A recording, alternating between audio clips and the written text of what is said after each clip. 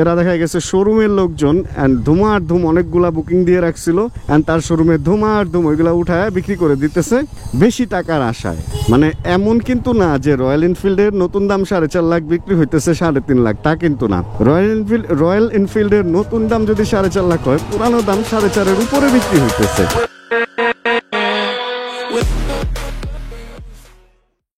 মামার খাবার প্রায় শেষ। এই ডিব্বাটা RFL থেকে কিনছিলাম, জার। এটা ডিব্বা বললে তো আবার কেমন জানি হয়। আর মামা মনে হয় একটু রাগই করছে যে ওর খাবার এত শেষ, তারপরে আমি আনি নাই কেন।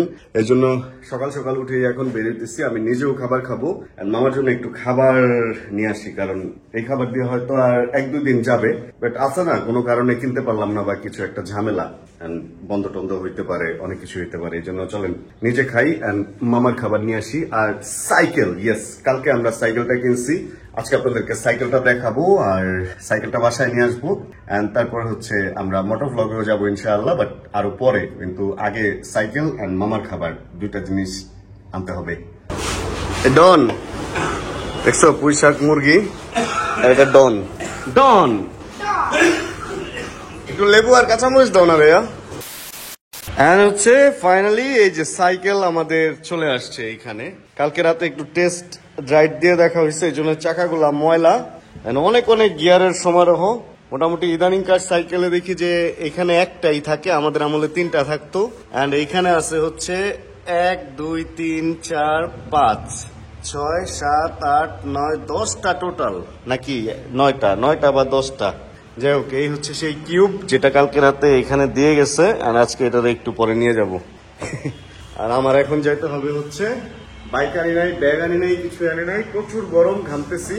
ভাই বিড়ালের খাবার নিয়ে আসতেছি, তো বিড়ালের খাবারের দোকানে যাই। চলেন অস্তু ভাইয়ের কাছে যাবো, অস্তু ভাইয়ের কাছে যাই বলবো ভাই বাইক বাইক করেন, ওনারে বাইকে উঠা দেন ওনার বাইকে চলে যাবো, কিন্তু ওয়ালেট নেই নাই।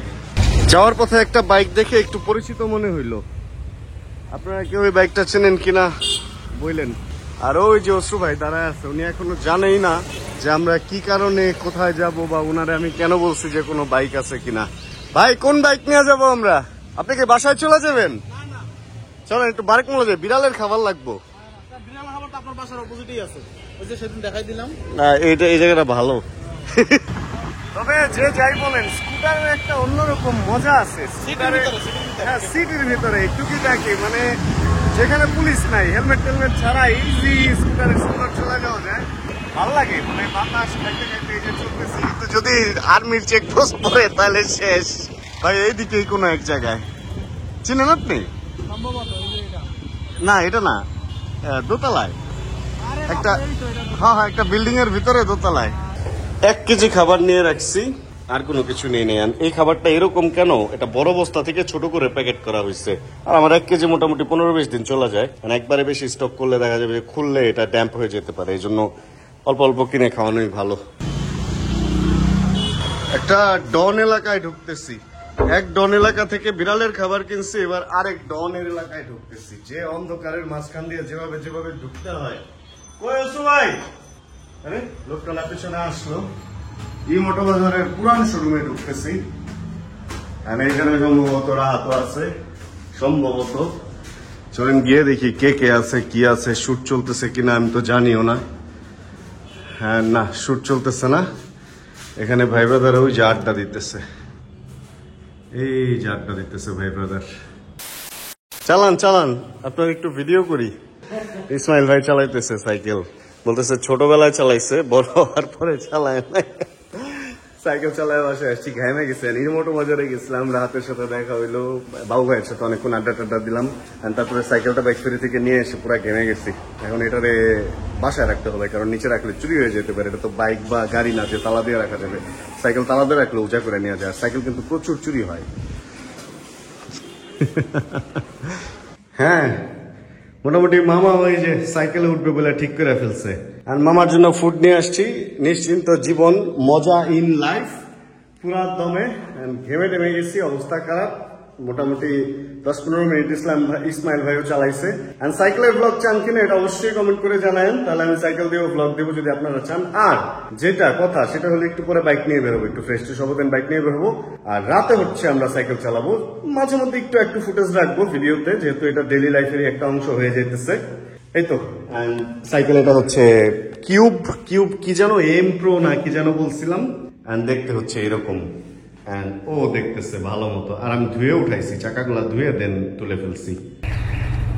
1 লিটার অকটেন আমার হাতে, অকটেনটাকে ঢালবো হচ্ছে আমরা এই রয়্যাল এনফিল্ডে। আর রয়্যাল এনফিল্ড এটা বিক্রি করে দিতে চেয়েছিলাম, কিন্তু বিক্রি করি নাই। আসলে রয়্যাল এনফিল্ড এত অল্প কিলোতে কেন বিক্রি হয়ে যায়, এই রহস্যটা উদ্ঘাটন করার জন্যই রয়্যাল এনফিল্ডটা আমি বলতে গেলে বিক্রি করি নাই। আলো, এই যে তেল, অ্যান্ড এই যে MSI ভ্লগস, অ্যান্ড এইটাকে এখন ঢালবো। চলেন ঢেলে আপনাদেরকে মজার কিছু এক্সপিরিয়েন্স শেয়ার করব, বেশ কিছু মজার এক্সপিরিয়েন্স। অ্যান্ড এগুলো আমার মনে হয় আমাদের সবার জানা উচিত। আসলে আমরা যারা রয়্যাল এনফিল্ড কিনতে চাই এবং যারা কিনে ফেলছি এবং যারা ওই আর কি এই ঢুক ঢুক ঢুক ঢুক ঢুক ঢুক ঢুক ঢুক ঢুক ঢুক পুরাটা ঢুক পুরাটা ঢুক পুরাটা কালকে একটু বাড়ি মারছিল, মানে আমার মনে হয়েছিল যে তেল খুব একটা নাই, কারণ ইমার্জেন্সিতে চলতেছে, তো ইমার্জেন্সিতে চললে বোঝা মুশকিল যে কতটুকু তেল আছে। চলেন বের হয়ে আপনাদেরকে বলতেছি রয়্যাল এনফিল্ড কেন বিক্রি হয়ে যেতেছে। মালটা এখানে থাক, পরবর্তীতে আমার কাজে লাগবে। কারণ নাম্বার 1, কি কারণে রয়্যাল এনফিল্ড এত অল্প কিলোতে বিক্রি হয়ে যেতেছে। 1 নাম্বার কারণ হচ্ছে কিছু কিছু মানুষ আমরা আছি যারা ঢাকা শহরে বা বাংলাদেশে বসবাস করি। বাংলাদেশ একটা গরিব কান্ট্রি হলো, আমরা হচ্ছি যে কোনো বাইক আসলে আমরা ফার্স্টে কিনি, অ্যান্ড 2-3 মাস চালায় ওই বাইকটা বিক্রি করে দিই, অ্যান্ড তারপরে অপেক্ষা করি আবার কবে নতুন বাইক আসবে অ্যান্ড কবে আবার ওইটা কিনবো। এরকম কিছু লোক রয়্যাল এনফিল্ড কিনছিল, এবং এরকম কিছু লোক নট অনলি রয়্যাল এনফিল্ড, প্রত্যেকটা বাইকই কিনে, এবং প্রত্যেকটা বাইকই দেখবেন যে নতুন লঞ্চিং হওয়ার পর, মার্কেটে আসার পর 1 মাসের মধ্যেই সেকেন্ড হ্যান্ড শোরুমে পাওয়া যায়। এটা হচ্ছে তাদের কাজ, তারা বাইকটা কিনবে এবং কিনে অল্প কিছুদিন চালায় সেল করে দিবে। এই কারণে রয়্যাল এনফিল্ড সেকেন্ড হ্যান্ড শোরুমে একটু বেশি দেখা যায়, কারণ এই বাইকটা বিক্রিও হয়েছে অনেক বেশি, সবারই একটা স্বপ্নের বাইক ছিল। অ্যান্ড এবার কারণ নাম্বার 2 নাম্বার কারণ, যেটা আমাদের মতো যারা রিভিউয়ার আছে, আমি তো রিভিউ করে ভিডিও দিই, আর যারা ভিডিও নাও দেয় এরকমও কিছু লোকজন আছে যারা হচ্ছে কমিউনিটির লোকজন। তারা নতুন একটা বাইক আসলে তাদের এটা লাগবে মানে লাগবে, অ্যান্ড ওইটা তারা কিনে এবং ওইটার ব্যাপার স্যাপার বুঝে, এবং হয়তো অন্য একটা বাইক কিনবে বলে ওই বাইকটা আবার সেল করে দেয়। এই হচ্ছে দ্বিতীয় কারণ। এটা প্রথম কারণের সাথে অনেকটা সিমিলার, অনেকটাই মিলে। এবং এরপরে আসেন এরপরের কারণে। রয়্যাল এনফিল্ড যখন বেরোইছে তখন এইটা ডেলিভারি 8 মাস, 9 মাস, 1 বছর, বা মানে 6 মাস মিনিমাম। যে কোনো মডেল যদি নিতে যান 6 মাসের নিচে কোনো মডেল পাবেন না, এরকমই ছিল। অ্যান্ড কিছু লোক এটা বুঝতে পেরে আগে বুকিং দিয়ে ফেলছে, অ্যান্ড বুকিং দিয়ে ওই বুকিংগুলা মোটামুটি বেশি দামে বিক্রি করে ফেলছে যখন হচ্ছে ফার্স্ট এটা ডেলিভারি হয়। অ্যান্ড ডেলিভারিটা হাতে পেয়েই সে দেখা গেছে যে 4.5 লাখ টাকার মাল 5 লাখ টাকা, 5.5 লাখ টাকা এরকমও বিক্রি করছে। অ্যান্ড কিছু মানুষ আছে যারা বুকিংয়ে বিশ্বাসী না, বুকিং দেয় নাই, এবং তারা চিন্তা করছে ধর নতুন বাইকটা পেয়ে যাবো, বুকিংও দিতে হবে না, একদম ক্যাশ দিব, বাইক নিব, তাহলে এটাই নিয়ে নিই। এইভাবে রয়্যাল এনফিল্ড বিক্রি হয়েছে। কারণ নাম্বার গেল সম্ভবত 3। এবার আসেন কারণ নাম্বার 4। এই কারণ নাম্বার 4টা আমি হিরো কারিজমার ব্যাপারেও বলছিলাম যে এরকম একটা ঘটনা ঘটছে। সেই কারণটা হচ্ছে কিছু লোক এই বাইকটা কিনছে, কারণ তামিল সিনেমায় দেখছে নায়করা এই বাইক নিয়ে চলাফেরা করে, আর এই বাইকটা কিনছে। কেনার পরে দেখে যে মামা এটা তো তামিল সিনেমাতেই আসলে জমে, বাস্তবে তো জমতেছে না। ভাই বাস্তবে কোনো বাইকই কিন্তু সিনেমার ফিল দিবে না। দেখছে যে এটা তো বাইকই, এটা তো অন্য কিছু না, এটা একটু গরম হয়, তেল বেশি খায়, এই ধরনের কিছু দোষ দেওয়া শুরু করছে। কারণ তামিল মুভিতে তার বাইক গরম হইতো না, তো সে এই সমস্ত ব্যাপারগুলো যখন দেখছে 30-এর নিচে মাইলেজ, অ্যান্ড পরবর্তীতে সে আস্তে ধীরে বিক্রি করে দিছে। এই একটা কাহিনী, মানে এই বাইক সম্পর্কে টোটালি ওরকম কোনো আইডিয়া ছিল না তার, এবং সে ওই বাইকটা পরবর্তীতে বিক্রি করে দিছে। এই হলো কাহিনী। আর এছাড়াও রিসেন্টও একটু মার্কেটে একটু বেশি দেখা যায়, কারণ ওই যে কিছু লোক দুষ্কৃতিকারী, এরা দেখা গেছে শোরুমের লোকজন, অ্যান্ড ধুম অনেকগুলা বুকিং দিয়ে রাখছিল, অ্যান্ড তার শোরুমে ধুম ওইগুলা উঠায় বিক্রি করে দিতেছে বেশি টাকার আশায়। মানে এমন কিন্তু না যে রয়্যাল এনফিল্ডের নতুন দাম 4.5 লাখ বিক্রি হইতেছে 3.5 লাখ, তা কিন্তু না। রয়্যাল এনফিল্ডের নতুন দাম যদি 4.5 লাখ হয়, পুরানো দাম 4.5-এর উপরে বিক্রি হইতেছে। তার মানে বোঝা যায় যে এটা চাহিদা সম্পন্ন একটা বাইক। অ্যান্ড এতক্ষণ যে কথাগুলো বললাম এগুলো হচ্ছে কেন বিক্রি হয়ে যাইতেছে। এবার আসেন বিক্রি না হওয়াও কিছু ব্যাপার আছে। মানে ও আরেকটা লাস্ট কারণ আছে রয়্যাল এনফিল্ড কেন বিক্রি হইতেছে। কিছু লোক আছে জীবনে বাইকই চালায় নাই, বাট ওই যে রয়্যাল এনফিল্ড আসতেছে একটা হাইপ, যে বাংলাদেশে প্রথম একটা হায়ার সিসি বাইক আসতেছে 350 সিসি 300 তো স্পিড উঠবেই, এন্ড এরকম কিছু লোক বুকিং দিছিল, তারাও বাইকটা হাতে পেয়েই বিক্রি করে দিতেছে। কারণ দেখছে যে এটা দিয়ে তো আসলে মানে ওই ওরকম আর কি, যে যেটা সে স্বপ্নে যেটা দেখছিল ওইটা তো না। রয়্যাল এনফিল্ড সম্পর্কে মানে এই এনফিল্ড সম্পর্কে যারাই না জেনে এই বাইকটা কিনছে তারাই এই বাইকটা শুধুমাত্র বিক্রি করতেছে। যারা আসলেই এই বাইকটা সম্পর্কে জানে, যারা আসলেই বাইকটাকে ভালোবাসে বা যাদের আসলেই বাইকটা দরকার, তাদের কেউ বাইক বিক্রি করতেছে না ভাই। যে পরিমাণ রয়্যাল এনফিল্ড বিক্রি হয়েছে সেই জায়গায় কয়টা বাইকই বা সেকেন্ড হ্যান্ড মার্কেটে গেছে। বহুত বাইক তো মানুষের কাছে এখনও রয়ে গেছে, যেমন আমার কাছেও একটা রয়ে গেছে। এবং সেকেন্ড হ্যান্ড বাইকগুলো কারা কিনতেছে জানেন, এটা নিয়েও কথা বলবো, দাঁড়ান। তার আগে আমার একটা ফোন আসছিল, অ্যান্ড শুভ ভাই সম্ভবত, ফোনটা চেক করে নিই। ইয়েস, মোটামুটি শুভ ভাই ফোন দিছিল, ওনাকে জাস্ট ফোন ব্যাকটা করি, কারণ ওনাকে নিয়ে আজকে এক জায়গায় যাব। আমাদের মতো কিছু লোকের আসলে রয়্যাল এনফিল্ড এইগুলা সেকেন্ড হ্যান্ড বিক্রি হওয়াতে ভালো হয়েছে। আমরা খুব অল্প সময়ের মধ্যে বাইকগুলো হাতে পাইতেছি। এই ভাই, আমি তো মোটরটোর নিচে, আপনি কই?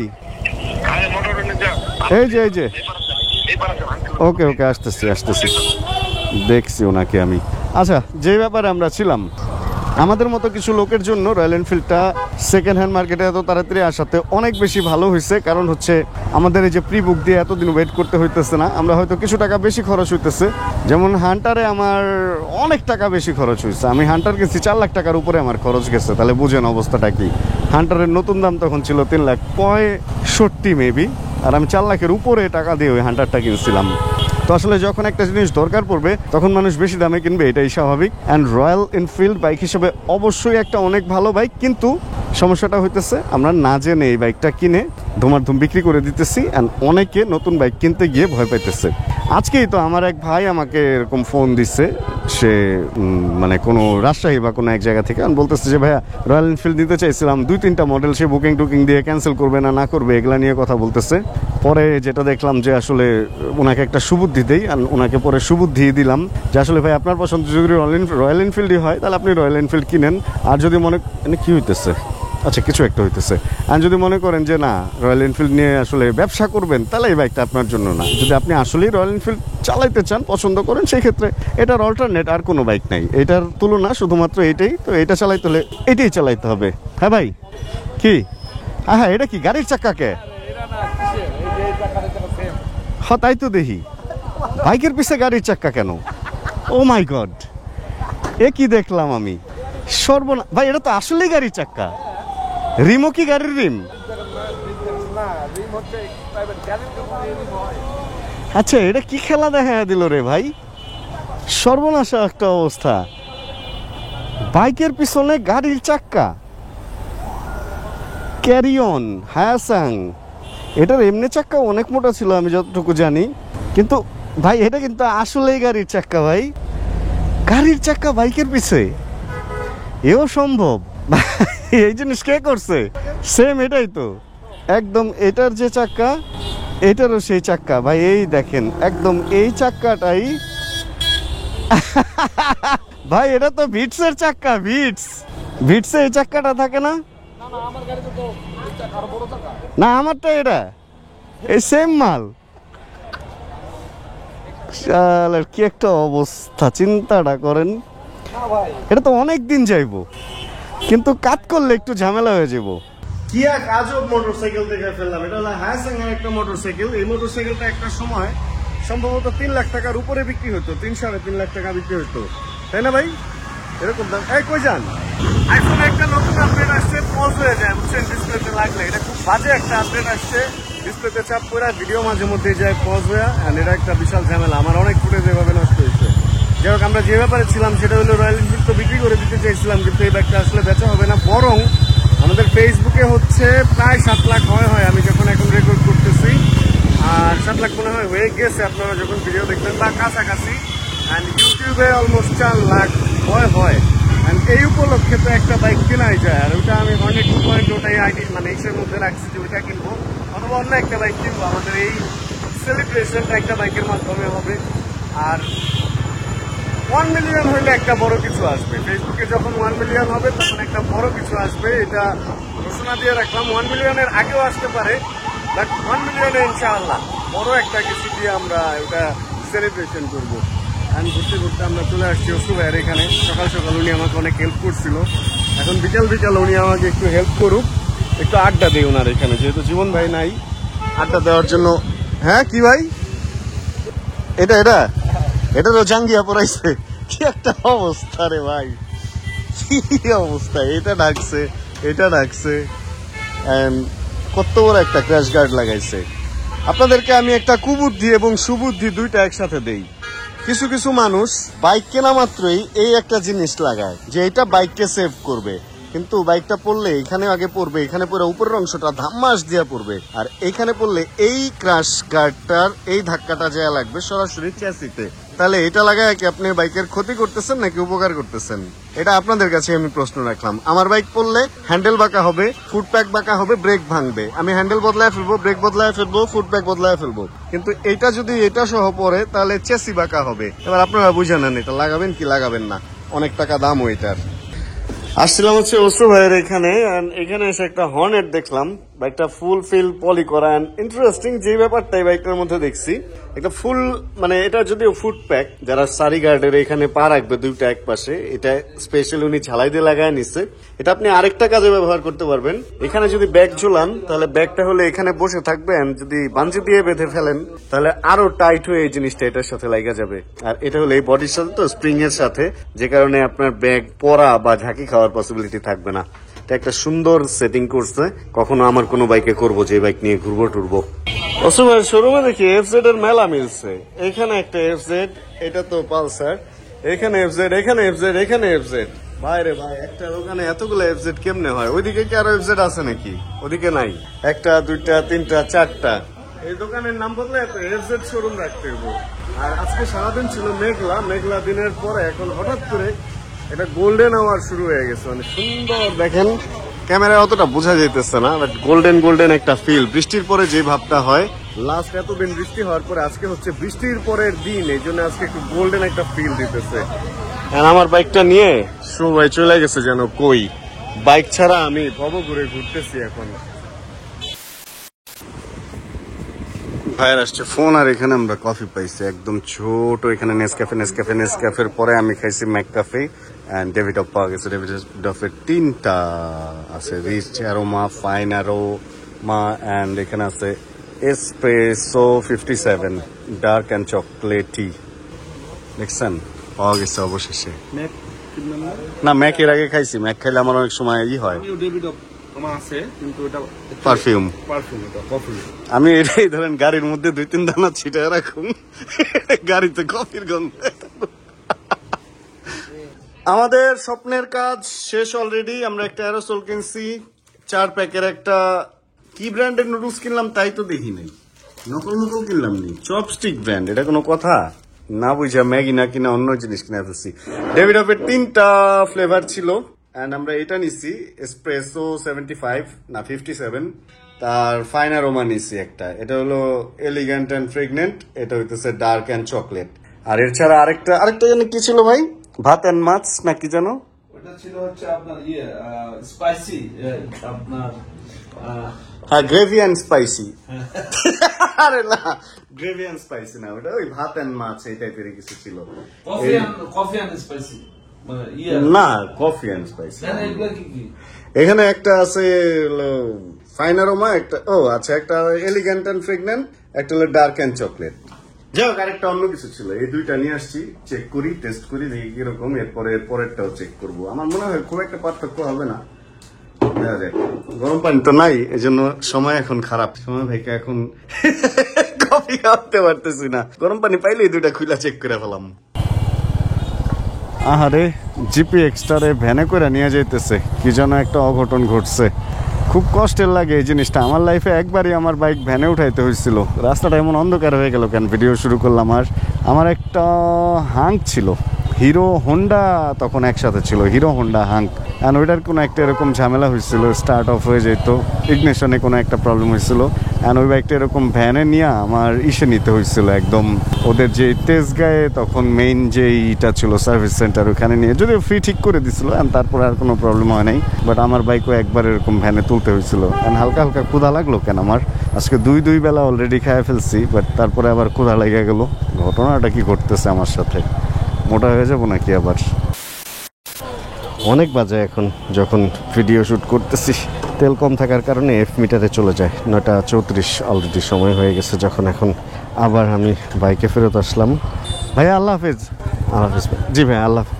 আর যেটা কথা সেটা হলো ব্যাগের মধ্যে অনেক জিনিসপত্র, ওই যে জিনিসপত্র যেগুলো কিনছি ওইগুলা, এই জন্য হচ্ছে বাসার দিকে যাইতেছি, কারণ বাসায় গিয়ে ব্যাগের জিনিসপত্রগুলো রাখবো অ্যান্ড দেন সাইকেল নিয়ে রাতে আরেকবার বের হবো। বাট সাইকেলে ভ্লগ করার মতো কোনো সেট আপ আমার কাছে এখনো পর্যন্ত নেই, এই জন্য ভিডিওতে ওইটা দেখাইতে পারবো না। তাহলে আজকের ভিডিও থেকে এইখানে বিদায় নিয়ে রাখতেছি। ভিডিওটা আপনাদের ভালো লাগছে, ভিডিওতে কোনো ছোট্ট কিছু ভালো লাগলেও প্লিজ একটা লাইক দিয়ে দিন। চ্যানেলে যদি নতুন হন প্লিজ সাবস্ক্রাইব করে আমাদের ফ্যামিলি মেম্বার হয়ে যান। অ্যান্ড জানাবেন কে কোন জায়গায় বসে ভিডিও দেখছেন। আর যতক্ষণ পরবর্তী ভিডিও নিয়ে আবার আমি না আসতেছি, ততক্ষণ ইনশাআল্লাহ আমরা থাকবো ভালো, আমরা থাকবো সুস্থ এবং করতে থাকবো চিল ইনশাআল্লাহ। Chill bro. রাত বাজে 12টার মতো, একটু টায়ার্ড লাগতেছে বাট এনজয় করতেছি। আর মোটামুটি স্পিড চাইলে 40 পর্যন্ত মনে হয় তোলা যায়। আর ব্যাপারটা এনজয় করার মতো আসলে। Check the mic and make sure it sound right, boys.